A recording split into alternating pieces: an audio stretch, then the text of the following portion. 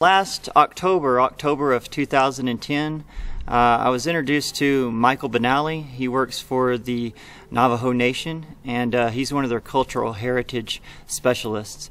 And we got to talking a little bit about youth, and both had an interest in working with youth. And so that's kind of how we started, I guess, initially. And then so this past winter, the National Park Foundation had a grant opportunity, the America's Best Idea grant program. So we put our heads together and started talking about possible projects for youth from the Navajo Nation. And since a number of tribes are interested in the management here at Rainbow Bridge and give their input and take part in the management, we came up with doing some native plant restoration work here, some invasive plant management work here, which has been going on here at Rainbow Bridge for a number of years, but never with Navajo youth or Native American youth. So we felt like this was a good opportunity. The Native American youth have a interest in the management here, so it was a good combination, we felt like. So we have some natural resource management issues that we're tackling in the project, but then also the second part of the project is to have some cultural heritage ceremonies.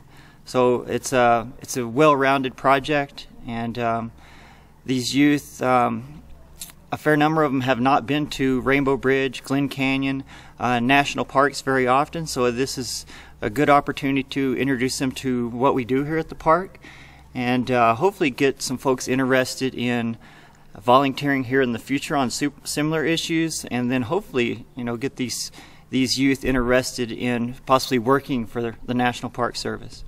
The experience has been great with the youth. This week we've had 5 volunteers from the Navajo Nation, 4 from the Shiprock, New Mexico area, and then we had a volunteer out of the Chinle, Arizona area, and all really high quality individuals. I was really impressed with the folks that made it here, and we're going to have a second set of individuals for the second and third week, so we're going to be able to reach a few more individuals, and footage like this is really important to us because we're going to use this to, you know, put the word out of what we're doing here, and hopefully increase volunteerism here in the park with Native Americans in the future, and then also hopefully, you know, touch a few people and reach out to people in a way where they're interested in not only volunteering here but also working here in the future.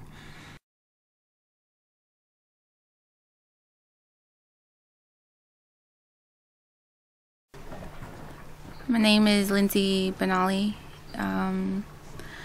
Hosanan Ashlan Twajini Bashin Ashihan Dashche Twajlini Dashnella. I am from Shiprock, New Mexico, and I'm 23 years old, and I'm a college student. I wanted to see this place. I've never been here, or Lake Powell. I wanted to get something out of my summer. A little more in this field is interesting. Also, mainly just the canyon.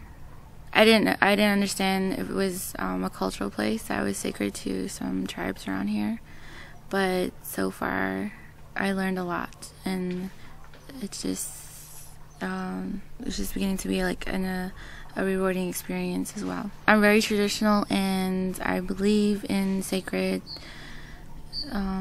monuments, I guess, like this Rainbow Bridge, and feeling that we claim this to be a sacred place.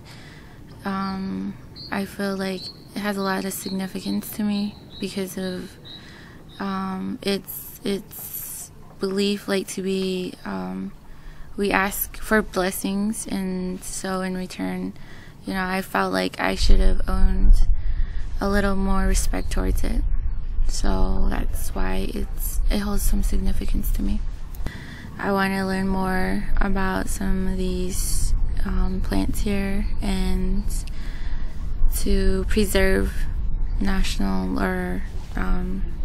to preserve some things about the national park. it's a privilege to be here and to witness something, and to have the privilege to actually be a volunteer here and working here. I mean, other than that, I probably wouldn't even have been here to see this. So,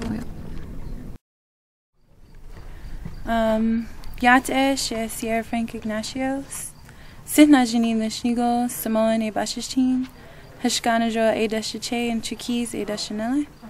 My name's Sierra Frank. I'm from Shiprock, and I help run a youth-run project called Rethink and Empower on the res, but we're based in Shiprock.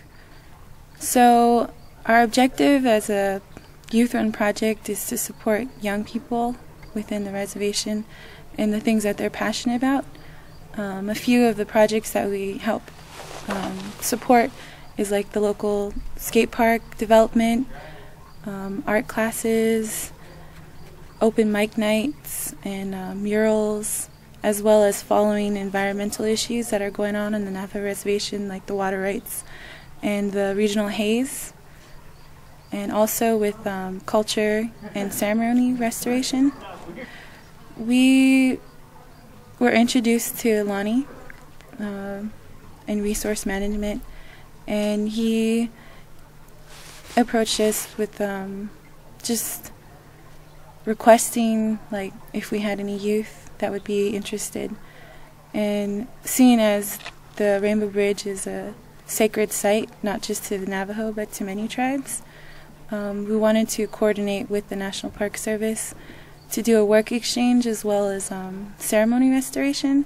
So it really is a work exchange, an exchange to do work. We can be here at one of the sacred sites and kind of just connect and share information. And there's something about this place. When I first came here, I didn't realize that like how sacred it is until I came here with our group, and it just it's just something about it.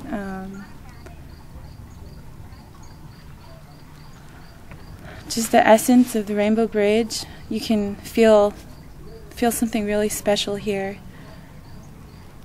Before we brought the group, me and Michael did a prayer just below on the base for safe passage and protection, and just giving thanks for the blessing to be here before the group came. And we, as a group, when we got here, we did the same thing. And learning about the history of the Rainbow Bridge. Like I said, there's something special. You can feel that there were a lot of prayers done here, a lot of ceremonies, but that's not something I knew before coming here. I mean, I knew this was a sacred place. I know there were ceremonies, but I didn't know in depth like how wonderful and great this place is and spiritual.